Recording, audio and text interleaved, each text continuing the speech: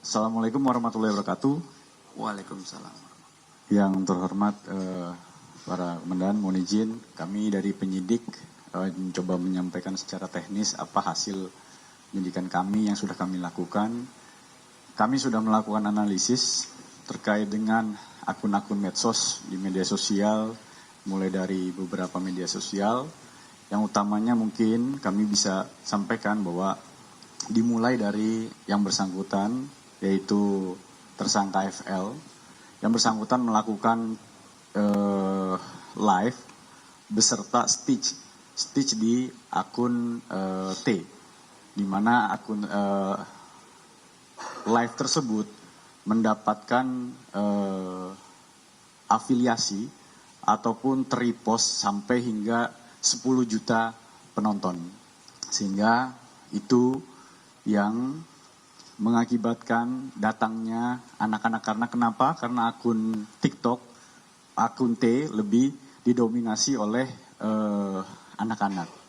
Selanjutnya dari peristiwa tersebut kami menemukan ajakan-ajakan untuk turun aksi dari beberapa akun IG, yaitu salah satunya akun dari GM, di mana ini adalah next, mundur, mohon maaf, mundur lagi di sini. Nah, next, ini mulai melakukan himbauan-himbauan atau hasutan-hasutan dengan mengikuti ataupun peristiwa sejak 25 Agustus, untuk 25 Agustus. Next, dari 25 Agustus kita ketahui bahwa tadi disampaikan Pak Kabid Humas bahwa kami melakukan tindakan kepolisian berupa mengamankan sejumlah massa sebanyak 337 yang didominasi oleh anak-anak.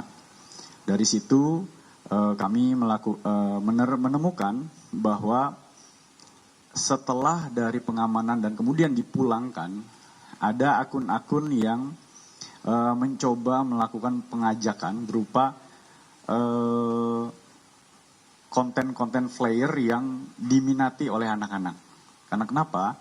Karena dari hasil pemeriksaan kami, anak-anak yang diamankan di tanggal 25 kembali datang di tanggal 28. Selanjutnya dari ajakan tersebut, kami melihat bahwa ada beberapa grup WAG yang di dalamnya memberikan tutorial bagaimana melakukan pembuatan bom molotov.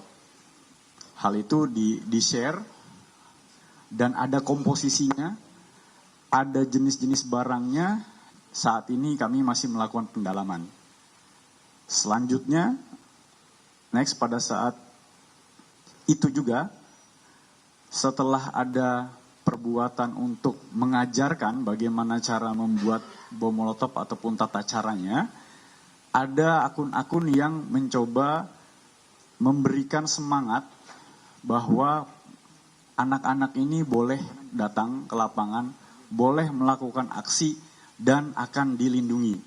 Makanya akan bersama akun ini untuk bisa melawan petugas, sebagaimana caption yang sudah dikolaborasi. Kalau kita lihat bahwa kolaborasi ini, antara kolaborasi ini itu saling terkait antara akun yang satu dengan akun yang lain. Ini hanya sepil beberapa akun, akan terlihat hubungannya antara akun yang satu dengan akun yang lain. Antara akun hub yang melakukan pelaksana aksi dengan akun hub sebagai tim pendukung. Kurang lebih seperti itu. Next.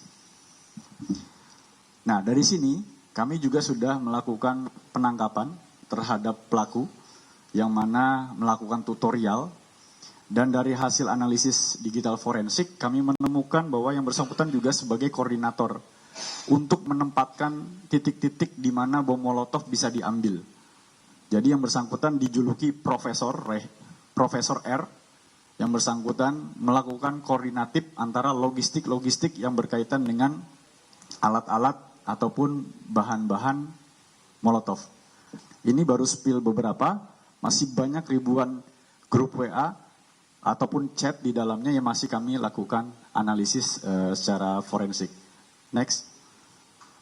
Ini peristiwa-peristiwa dampak di mana di Undang-Undang ITE mengatakan bahwa kerusuhan yang terjadi sudah terjadi dan secara material, sehingga tadi disampaikan oleh Pak Kabid Humas bahwa kami penyidik berkeyakinan penerapan pasal kami sudah lakukan dan penetapan untuk 6 orang tersangka kami yakini pelaksananya sudah memenuhi alat bukti.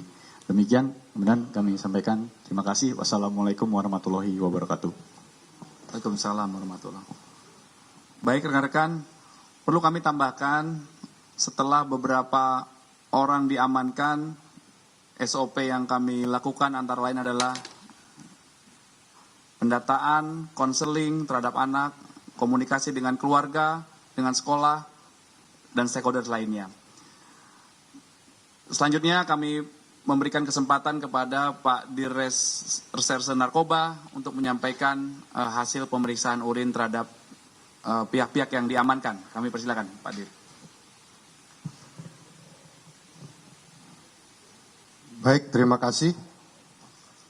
Rekan-rekan jurnalis yang saya hormati dan kami muliakan, pada kesempatan ini saya akan menyampaikan sebagaimana yang telah disampaikan tadi sebagai SOP setelah kita mengamankan orang-orang perusuh kegiatan di depan MPR DPR, dilakukan identifikasi dan kami lakukan tes urin terhadap mereka yang diamankan.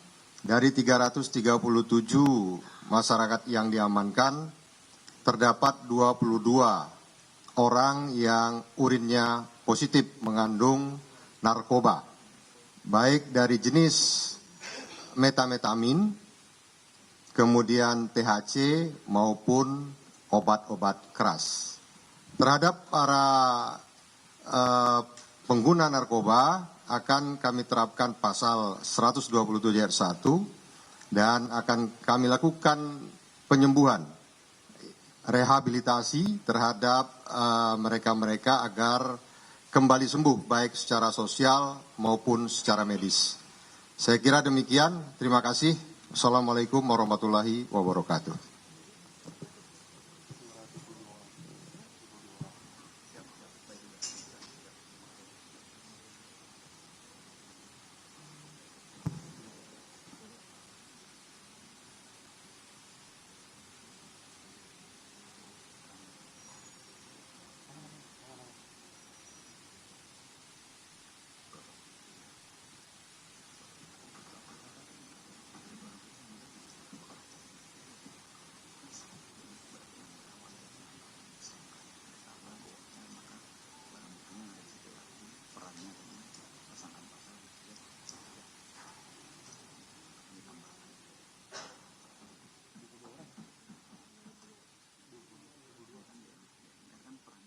Baru saja tadi kita simak bagaimana pernyataan atau keterangan yang disampaikan oleh Dirres Narkoba soal ada beberapa orang yang terindikasi positif menggunakan narkoba. Sebelumnya dari Kabid Humas Polda Metro Jaya menyampaikan juga ada 6 tersangka yang sudah ditetapkan terkait dengan penghasutan ataupun juga ajakan aksi anarkistis yang terjadi pada demo yang digelar pada 25 Agustus 2025.